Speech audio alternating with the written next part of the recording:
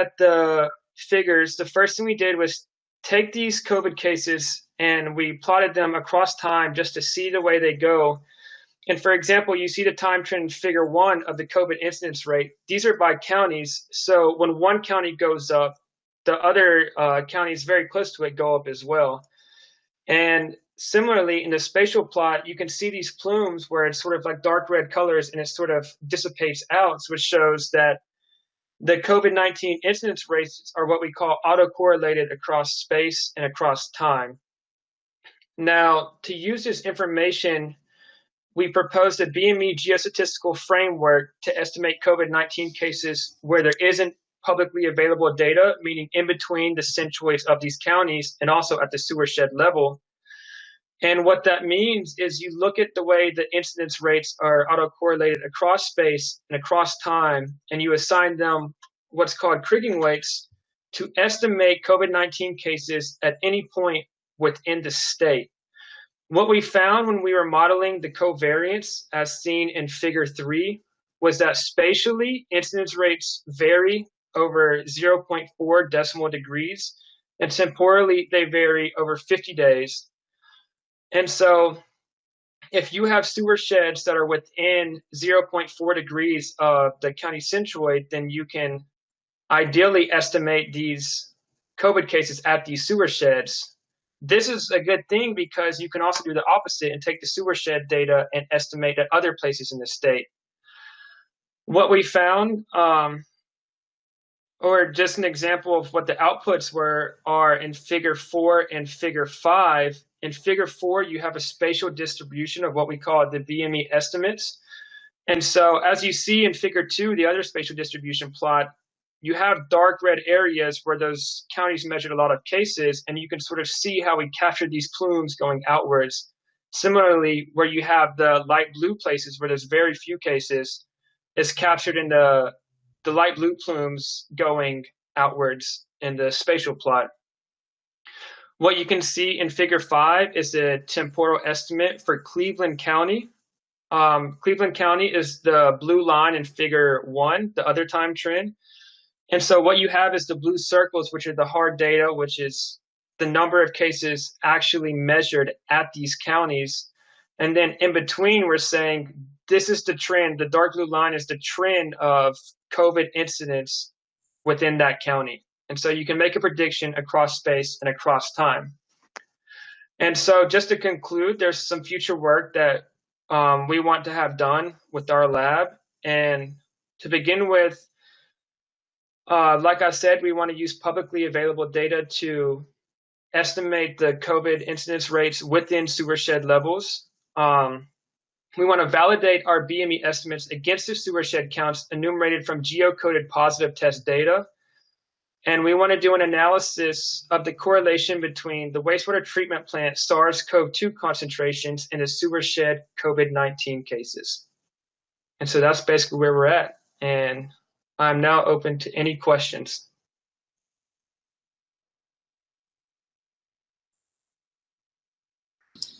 If you have a question, use your hand raise icon. Or you can also present your questions in the chat.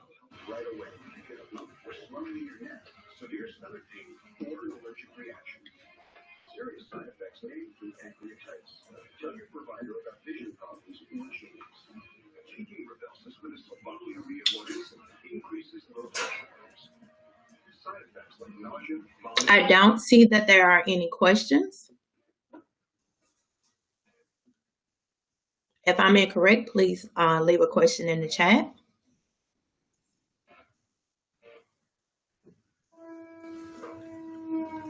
Okay, I will move on to the next presenter. Thank you, Richard. You did a wonderful job. Thank you so much for presenting. Oh, there is one question in the chat real quick. Okay. The question was, when measuring the virus in watershed, is it the whole virus or particles? And to answer this, it's actually the concentration of the mRNA strands from the SARS-CoV-2 virus. This, to be completely honest, this is something I'm unfamiliar with. There's other labs that are doing this, and we're just collaborating with them. But that's as much as I could tell you. It's the mRNA strands. So this is also a good thing because viruses can break down in the water, but you can still measure sort of the pieces of the virus with this mRNA. You're welcome. Hope that helps. I'm gonna give a minute. If anyone have any further question, you can.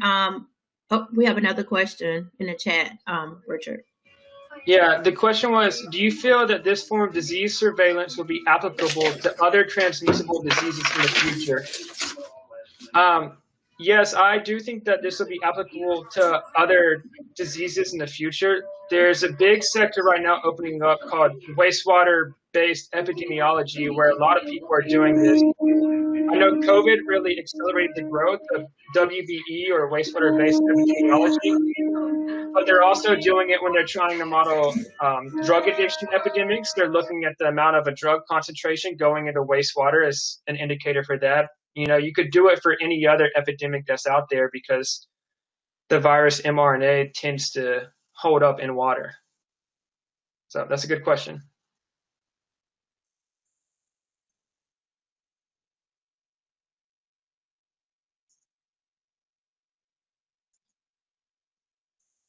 Miss Holt, I think you're muted right now.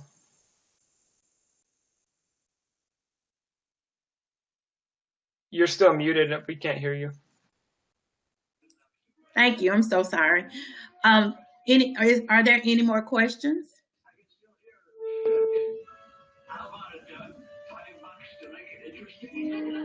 Okay.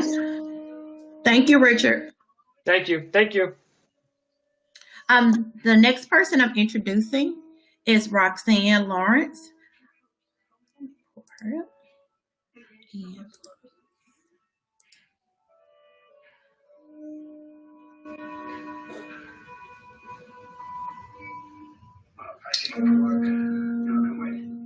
We can't hear you, Roxanne.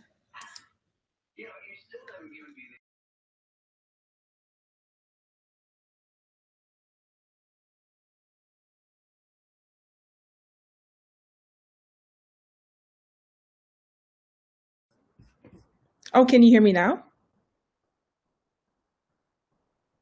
Okay, well, I can't hear you guys. It's so weird. My microphone is on, but I don't know. Nonetheless, I'm glad you can hear me. My name is Roxanne. I am a third year PhD student in the Industrial and Organizational Psychology program at the University of South Florida.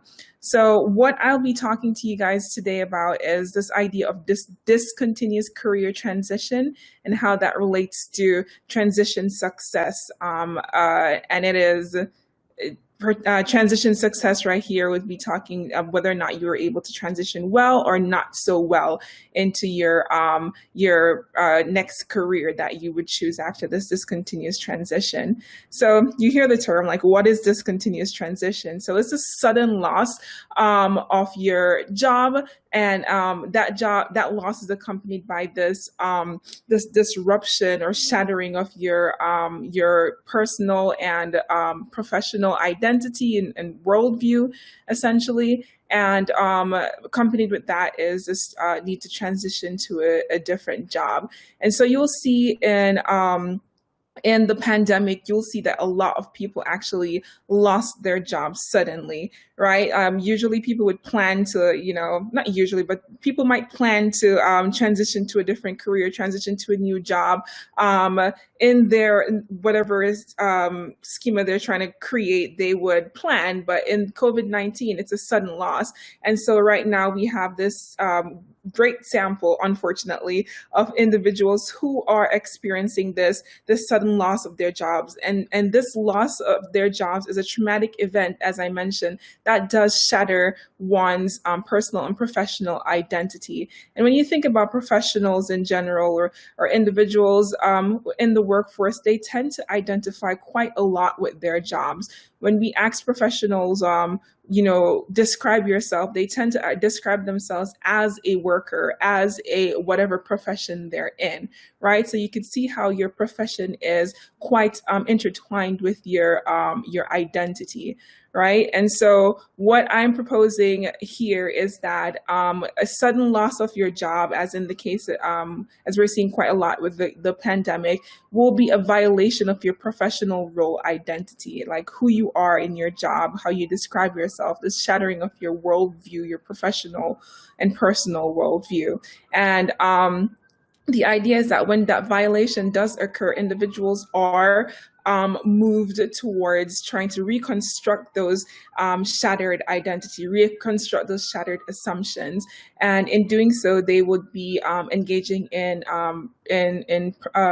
coping strategies, particularly problem-focused and emotion-focused coping, as a way to make sense of the violation of their assumptions. So that would be the first hypothesis. I don't know to what extent you can see my arrow, but in that research model to the right, you would see the first two hypotheses is that I would be predicting that professional role identity violation would be related to engagement in these coping strategies, particularly problem-focused and emotion-focused coping. And to explain what problem-focused is, it's a more adaptive strategy where you're doing more of this problem solving. You try to get to the root of the problem and solve that problem.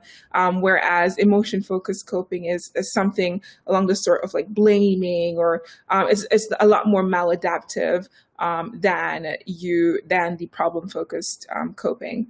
So the model would suggest also that individuals who engage in this more adaptive coping strategy, which is problem-focused coping, will adjust better, would transition better when they move on to their new job or their new roles. Whereas individuals who are engaged in this emotion-focused coping would not transition as well as individuals who engage in problem-focused coping. And to add to that, the model also suggests that you would have this moderation effect of subjective versus objective transition motivation. So this model is actually coming from the Haney and Shepard paper, as I cited here, the 2011 paper, and they're suggesting that one of the differences that distinguishes individuals who transition well versus individuals who do not transition as well is their motivation for transition. So this idea that there's a subjective transition motivation, such as a passion for moving on to a new role, passion for that job. When you combine that with this problem-focused coping strategy, you will transition better. And in my model, I'm suggesting transition success, meaning work adjustment, better job performance, and higher income. Whereas individuals who are motivated by this objective motivation, such as like trying to secure financial security now, like it's not about passion, it's about I need a job, I need to secure my financial security right now. And so that objective motivation combined with the more maladaptive coping strategy will relate to decreases in work adjustment, job performance, and income. And those are, once again, the indicators of transition success. So that's basically an overview of my research. It's a proposal at this point. It hasn't been done. But what I plan to do is, as I mentioned before, it's a prime opportunity now in the pandemic to collect data from individuals who have had lost their jobs because of the pandemic and who have transitioned over into a new role. So what we want to do, can you hear me? Okay. Thanks. I just looked over to the chat and saw something about volume level. Yes. Okay. So, so what we plan to do is have roughly 500 individuals by virtue of a power analysis that was conducted who were involuntarily terminated from their jobs. And they would have been in their new jobs at least 3 months. And we'll be asking them to think back to when they were terminated. What was their primary mode of coping that they engaged in? And then 3 months later, to introduce this kind of like lag between the IV and DVs, we are going to be collecting the outcome measures or indexes of transition success here. Yeah, so that's pretty much it. One of the contributions that this project does is that we do not have a lot of examples of scales for things like professional role identity. So what I will be doing is actually creating um, some of these scales and then running a pilot study to make sure that they are reliable and valid. And I should be able to collect this data. And it's very interesting, this project, in that it is a test of aspects of the discontinuous career transition theory that was proposed by Haney and Shepard. And this is nice because not a lot of research that proposes theories and stuff like that do get around to testing them empirically and quantitatively, as I would be proposing to do here. So that is another contribution that this study makes. And finally, what it also does is that it gets you kind of to understand some of the transition patterns that are happening because of the virus. Like, what are the coping strategies that individuals are engaging in, and how does that relate to their transition success and other outcomes? So yeah, that is it for me and my project. If you have any questions, do let me know.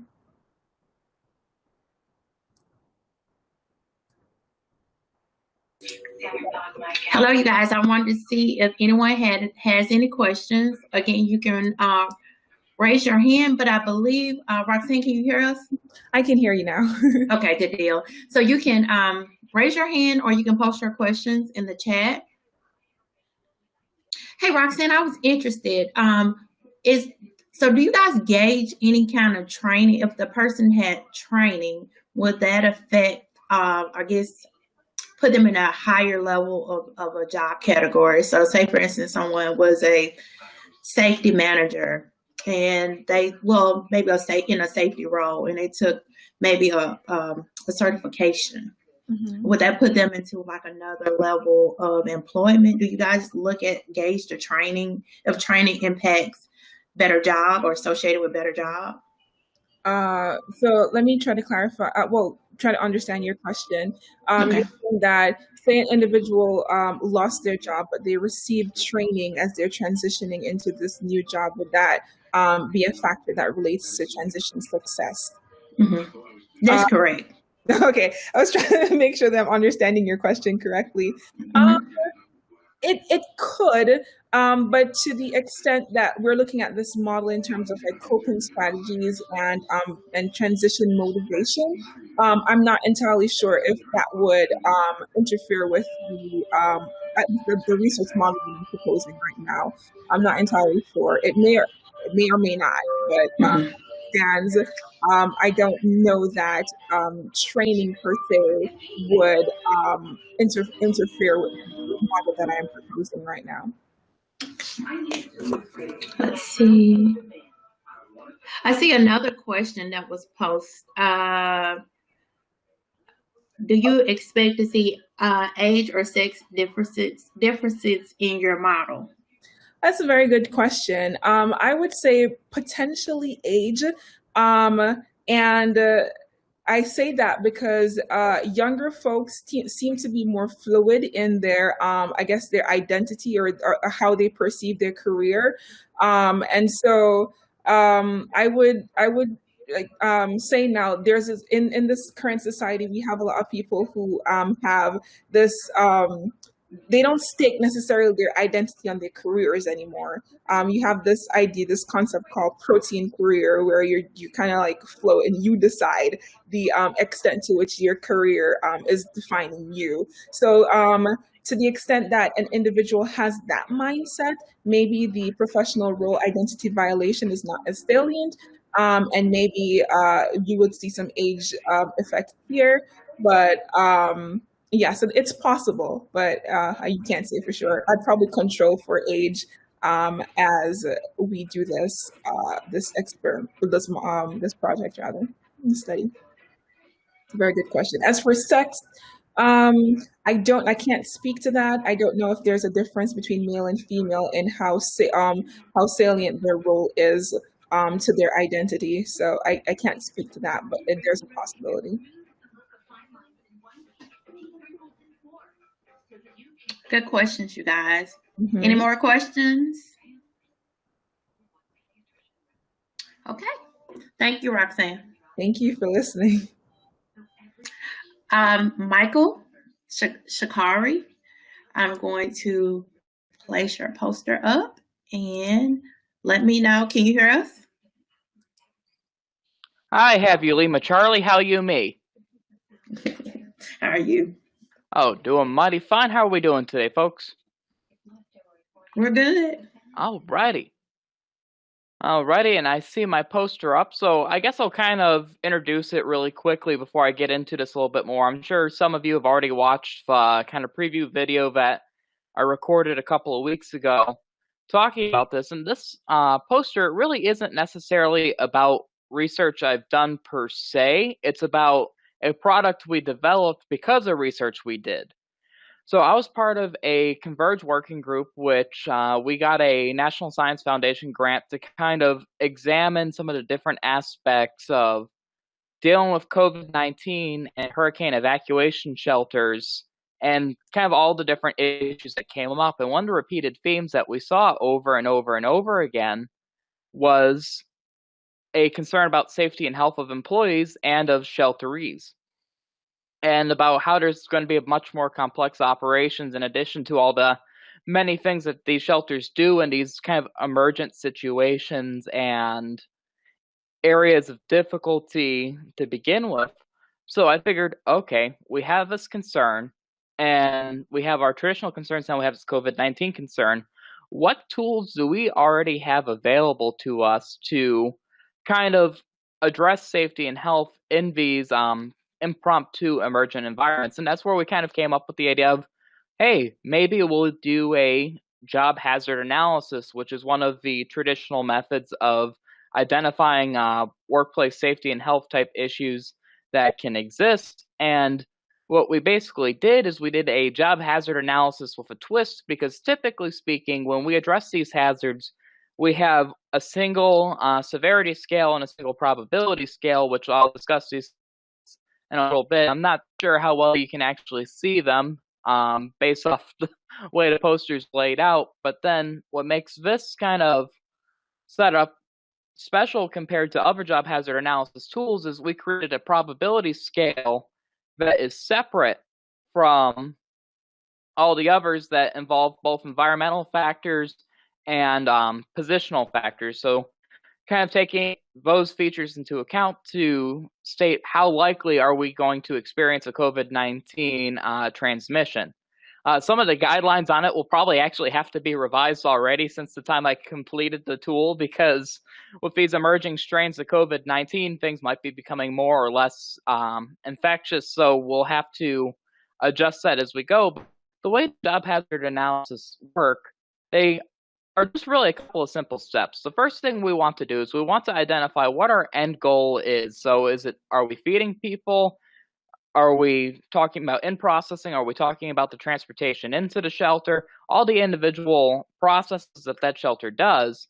And then what we do from there is we're going to address what are the major steps of completing that end result. So let's just use in-processing for example. With a hurricane shelter during COVID-19, you're going to have to get them to the registration area where we collect our pertinent details. We're going to have to do a health screening now for COVID-19 in terms of maybe we're going to do rapid testing, maybe we're just checking temperatures, things like that. We're going to see if they have appropriate PPE. And in the county I work in, sometimes you'll even have areas where we're making sure we don't have any sexual offenders in areas that are like child-friendly shelters. So kind of have a bunch of different things going on. So we list out those individual steps, and then we ask, okay, what can go wrong with those steps? Obviously, we have COVID-19's transmission is the one everyone thinks of now, which is why we have the special scale. But there's also more traditional hazards like slips, trips, falls, struck by object, puncture wounds, exposure to hazardous energy. Maybe not all those things will happen during the shelter in processing, but other things like preparing meals. How how many times have we've seen people get hurt in different kitchen environments and things like that? Especially, you might be working with an improvised kitchen at a hurricane shelter if you're not lucky enough to be in one of the schools that typically get used. So we've identified the process, we've identified the steps of the process, we've identified what our hazards are. Now we want to assess how much risk do those hazards pose, and that's where we kind of go into our probability and our severity scales. And like our severity scale, it's based off of personal injury, property damage, and chances of fatality, things like that, and ability to continue the mission. And you can kind of just read on the charts to see the different levels of the scale, but essentially look at it like this. If it's a Band-Aid, it's minor. If it's going to kill somebody, it's catastrophic. And then everything else kind of falls in between. Our probability scale, that's where things get a little bit hairier. In my background, I come from a transportation and manufacturing type background in the aerospace industry. So for me, transitioning from that to working on shelters with my colleagues at USF when I'm at Embry-Riddle is a bit of a transition. So like we in the aviation industry, we're able to nail things down to a certain percentage chance on each operation that something will go wrong just because we have so many repeating operations. In the context of a hurricane shelter, it's a little bit more subjective. So you kind of have to go from there. But once you have that probability and severity established, you can then go to the risk matrix. And as you can see kind of at the top of the poster there, it'll show like which probability and severity indications are like low risk, which ones are medium risk, which ones are high risk, and which risks are so high we should probably deem them as unacceptable. So you have that kind of going along as well. Once we establish that initial risk, we look at what our controls are, and that's where we use the hierarchy of controls, which are our elimination. We eliminate the hazard altogether. Can we substitute the hazardous process or material for something less hazardous? Can we engineer the hazard out? A good example of that with COVID-19 would be using the different barriers and things of that nature. Administrative controls, so making sure people stay 6 feet apart or having contactless processes, that would be an administrative control. Or our least effective control, but sometimes the only practical control is personal protective equipment. So that could be wearing our face coverings with the shields and the safety goggles to kind of create that physical barrier between the worker and the hazard. But instead of it just being an engineered physical barrier, it's a barrier that either the shelteree or the shelter worker is wearing. And after we put those controls into place, we then reassess our probability and severity of the hazard and see if we brought the risk down to a level we're willing to accept, at which point a shelter manager or your emergency manager for the county would then decide whether to accept the risk or continue working on trying to kind of mitigate it. And that's just the general gist of how it goes. We've deployed it a little bit yet, but Florida was actually pretty fortunate during the 2020 hurricane season. We didn't really get smacked all that bad. Folks out in Louisiana probably could have used it a lot more than we did, but unfortunately the tool wasn't ready in time for them. But COVID-19 will still probably be a factor as we go into the 2021 hurricane season. So we're looking forward to seeing what kind of results we get from it. And I guess I'm open for questions.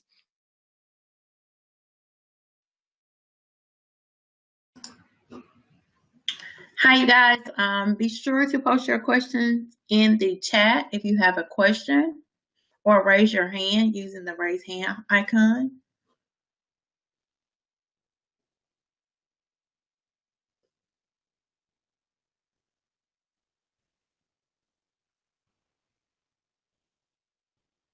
Let's see. Do you think that COVID changed the relative position of PPE in the hierarchy of controls?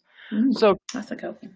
That is a very good one, Dr. Haran. From a NIOSH and CDC's point of view, we're hesitant to move it because that hierarchy of controls is designed for all hazards.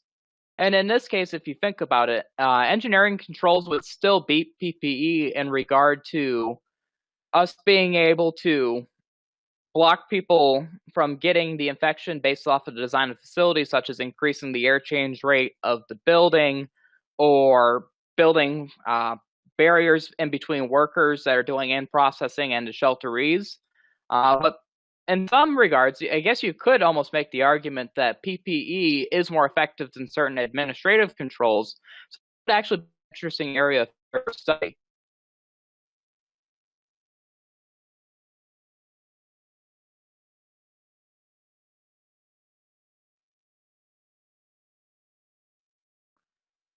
But man, that actually sounds like a really good future research paper.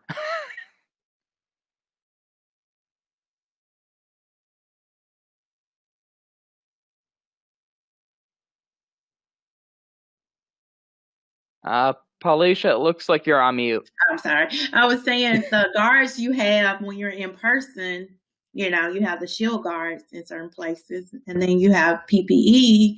But then also, I think, correctly wearing the PPE. Yeah, I think the issue is like, are you wearing a mask correctly? Yes. In certain instances.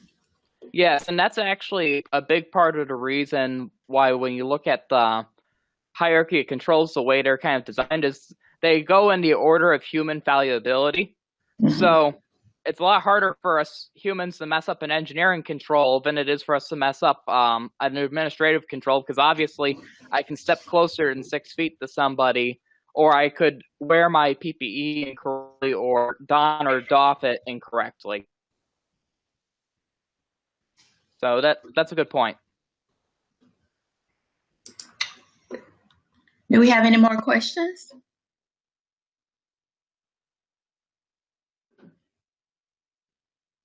Well, thank you, Michael. We appreciate you. We're moving on to the next presenter. All righty, my pleasure.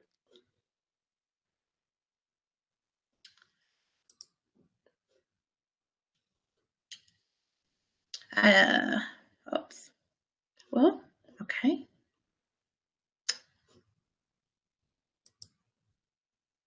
Miss, is it Shadia? Am I pronouncing your last name correctly?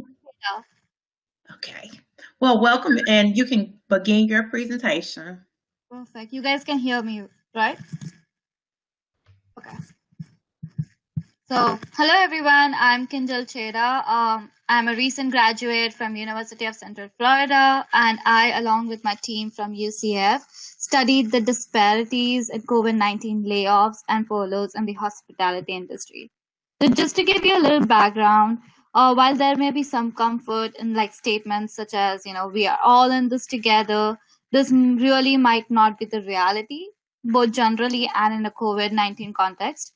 The literature on disparities highlight historically disadvantaged groups, according to race, gender, and other variables exhibit disproportionate levels of struggle on multiple criteria such as health risk, morbidity, mortality, and quality of life. For this reason, the regular surveillance and reduction of health disparities has been named a public health priority. The existing literature on COVID-19 pandemic and health disparities tend to look at medical outcomes, but we argue that disparities could also exist in access to resources that may in turn shape health outcomes. So COVID-19, as we all know, has impacted workers and work itself in many ways. So in addition to many other consequences, workers face actual or perceived threats to their employment, as many organizations laid off or furloughed employees. And as we all know, employee disruptions are a particularly stressful event. In addition to losing financial security, victims of involuntary job loss report family disruption, disturbances to social network, threats to feeling loss of self-worth, and poor physical and mental health. So in this study, our focus was to basically study individuals' employment status as an important social and economic resource that may be differentially threatened during the COVID-19 pandemic. Our aim was to study the potential disparities in layoffs and furloughs based on gender, socioeconomic status, and race in the hospitality industry as of May 2020. And as you may see here, we had 3 hypotheses for the study. It was related to race, gender, and income. Our results indicated that disparities in COVID-19 employment impact exist for gender and income in this sample. So as you can see in the graphs below, I don't know how clearly you can see the graphs, but it shows that the layoff for women and for minorities were larger than for the men. And also when it comes to income, the lower income household had higher layoffs than the ones with not lower income, so basically higher income. So we found that women and gender minorities were more likely to be laid off or furloughed than men, and that employees with lower household income tended to be working less often during the COVID-19 pandemic compared to employees with higher household income. This means that groups already noted to be at risk for health disparities may struggle more to retain employment during COVID-19, which has the potential to further exacerbate health and well-being challenges that may have existed prior to COVID-19. So these results basically reveal an opportunity for hospitality organizations to improve their decision criteria so as to not adversely impact vulnerable groups of employees. Not only sticking to hospitality industry, in general, employees should consider the degree to which that decision criteria disparately impact vulnerable groups of employees, particularly those belonging to protected class. Additionally, researchers, practitioners, and employees are encouraged to consider health disparities lens. That is what we consider for our study more often in employment context. That's it, and I'll leave the room for questions. Thank you.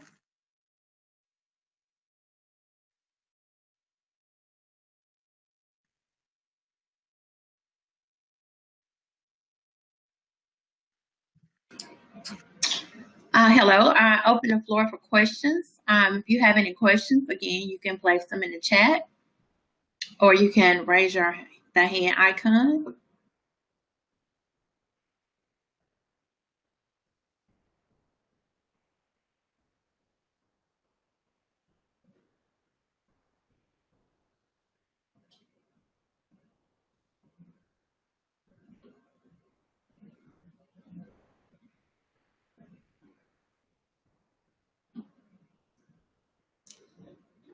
Okay, well, that is the last presenter. What I want to do is try to start some dialogue. So if someone would like to, I don't want to unmute everyone, but if you have a question or you guys want to do open dialogue, we can, because we have all three of the presenters here still in the room. So we can sit here for a minute for questions. Our next section up is the breakout, where it's the happy hour. So we will be having happy hour following the poster presentation that begins at 3:30 and it concludes at 5. So we can all log back in during the happy hour as well. And we can conclude this section.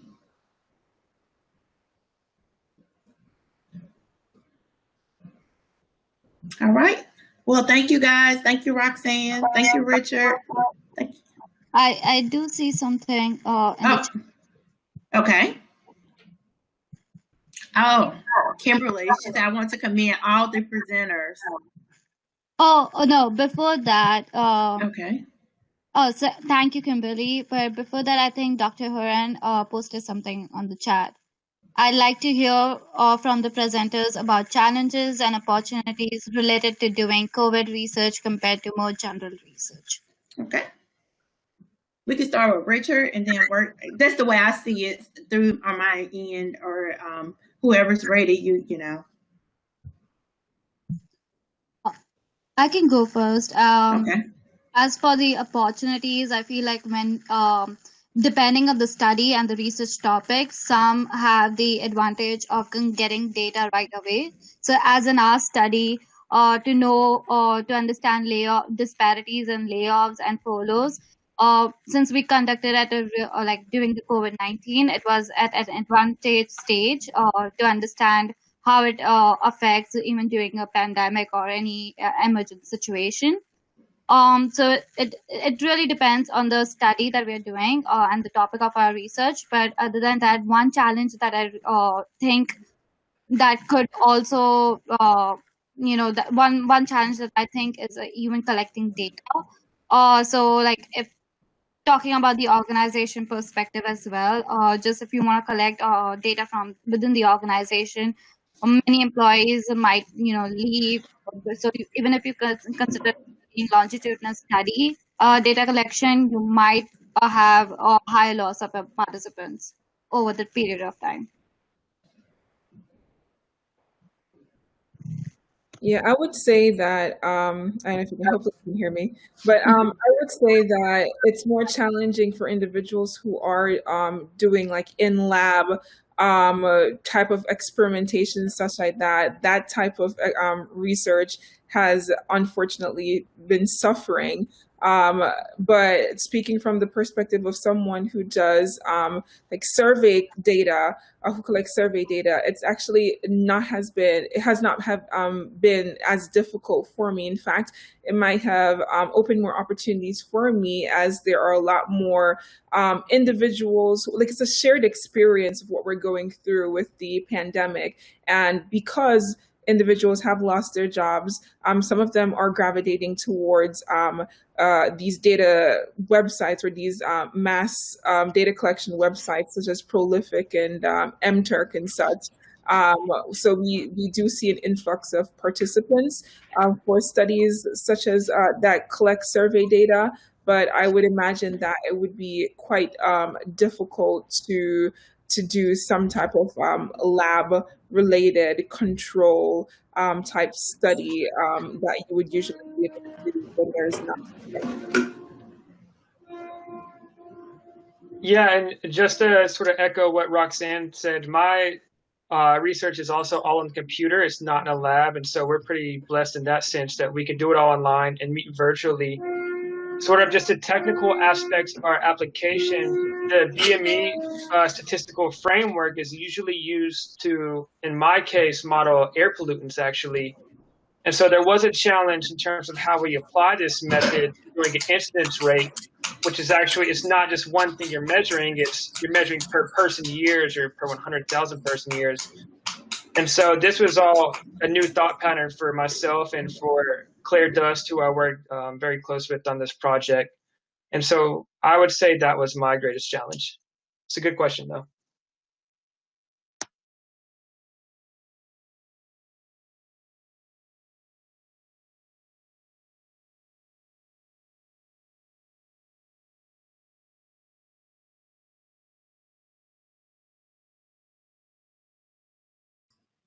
Michael, are you available?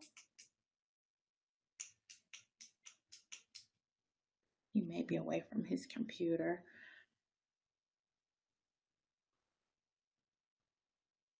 Do we have any further feedback from our audience?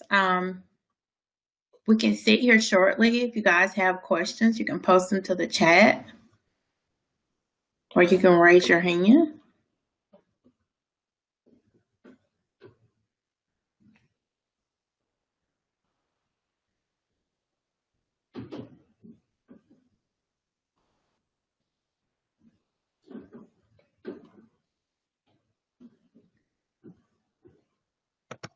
Yes, that's fine. I can unmute you, Kimberly. Would you like to unmute to ask your question live? Or you can type it. Oh, no. Okay. You can type it into the chat.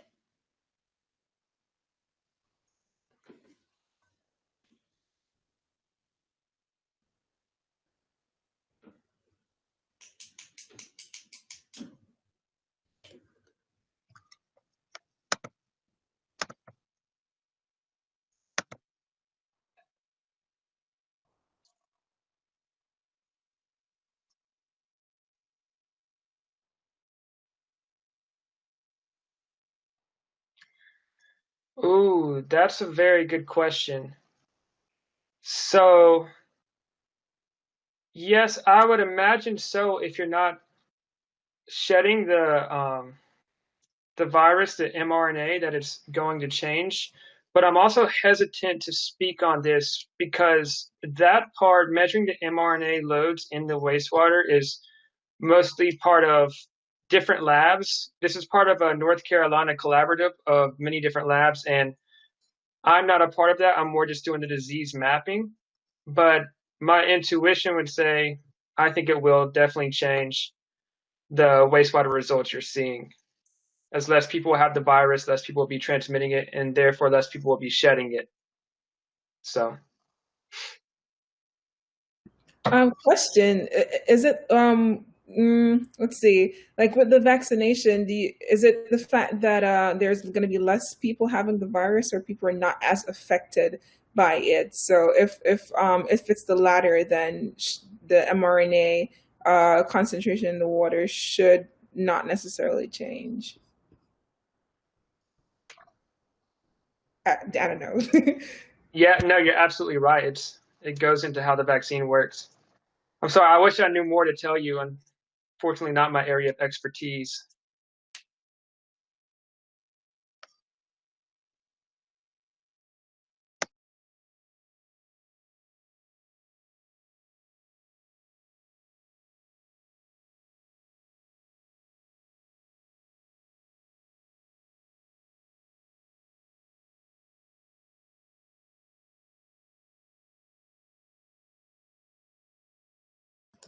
We're going to open the floor up for another question. We have a few more minutes, you guys. So if you have questions, please post them into the chat or raise your hand.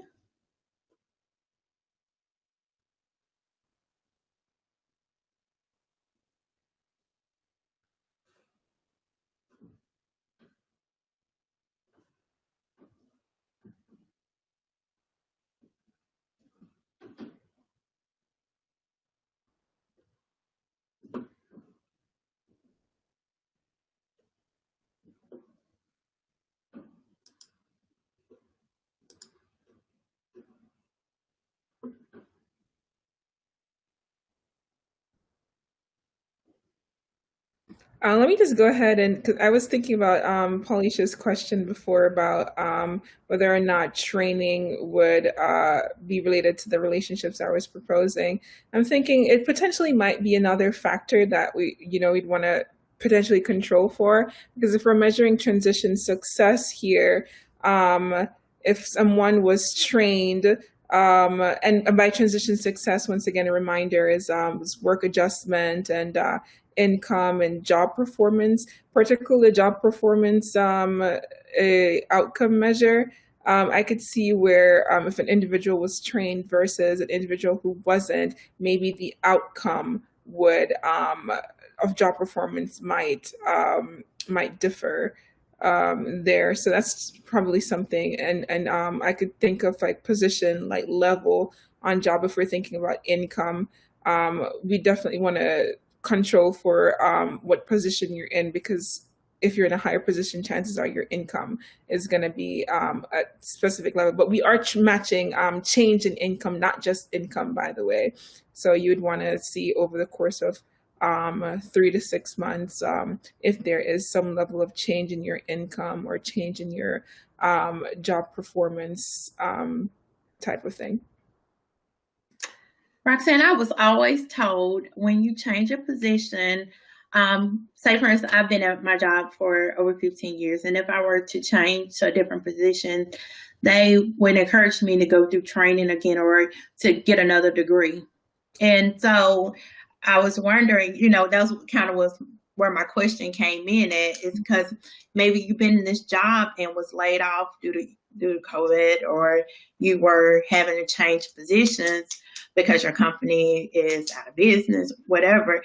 And, to move into another role, you have to go through another level of training, So that's, or, to get a higher position, you can have to go through some training. So I thought that was a really good, but I wonder also, what are kind of coping mechanisms in place for people?